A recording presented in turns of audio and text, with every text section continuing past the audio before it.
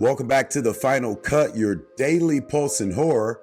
I'm Travis Brown, and after an eventful weekend, we're kicking off the first full week of March with some major updates. The Oscars have come and gone, and one film swept the night in a historic fashion.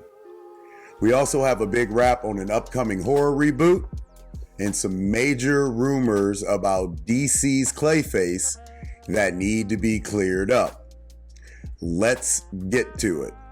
First up, last night the Academy Awards delivered some massive wins, and Anora was the film to beat.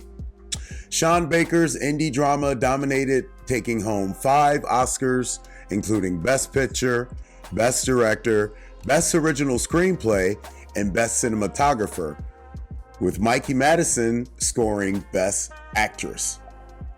This marks another major victory for Neon, who previously won with Parasite, proving once again that bold, independent storytelling can go the distance.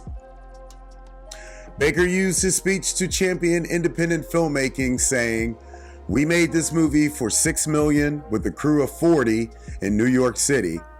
If you're trying to make independent films, keep going. We need more. This is proof." Sure, $6 million might not be what we typically think of as indie, but the sentiment is there. As for horror fans, while The Substance managed to snag a win for Best Hair and Makeup, this was still very much a night dominated by indie storytelling. Did Anora deserve the big win? Or did your favorites get snubbed? Let us know in the comments. Next up, Columbia Pictures has officially wrapped production on the Anaconda reboot, which is shaping up to be a wild ride. Jack Black and Paul Rudd lead this comedic take on the 1997 cult classic, directed by the unbearable weight of massive talents, Tom Gormican, with Thawandi Newton, Steve Zahn, Daniela Melchior, and Selton Mello rounding out the cast. This isn't your typical creature feature. Expect a genre blending spin with plenty of thrills and laughs.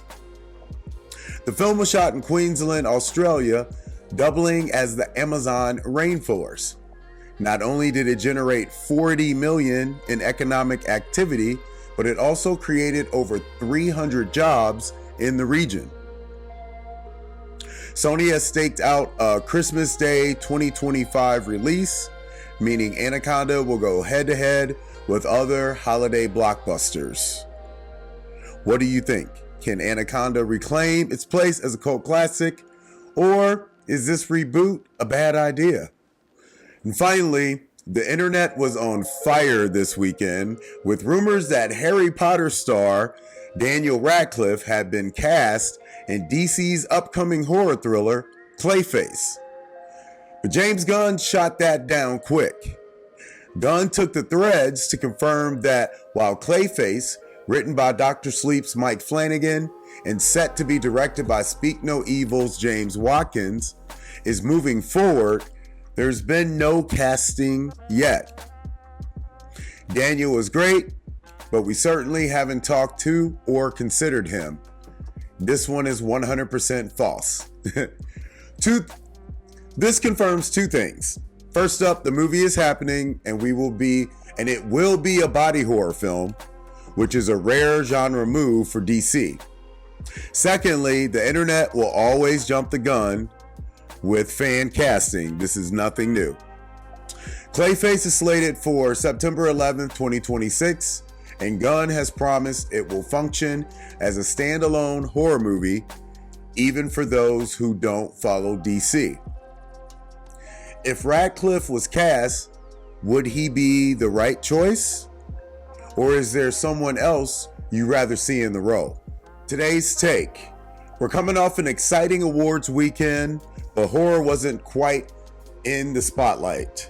The Substance managed a small win, but genre films are still waiting for their Parasite level moment. Anora might not be horror, but with its indie ties, it feels like a win for bold, independent cinema. Meanwhile, Anaconda is promising some over-the-top jungle comedy, and Clayface could bring a much-needed body horror injection into DC's lineup. Just don't believe everything you see on the internet when it comes to casting. What's your take on these stories? Hit us up in the comments or on the socials to keep the conversation going, and make sure you check out and answer today's Spotify poll. If you're listening, we appreciate it.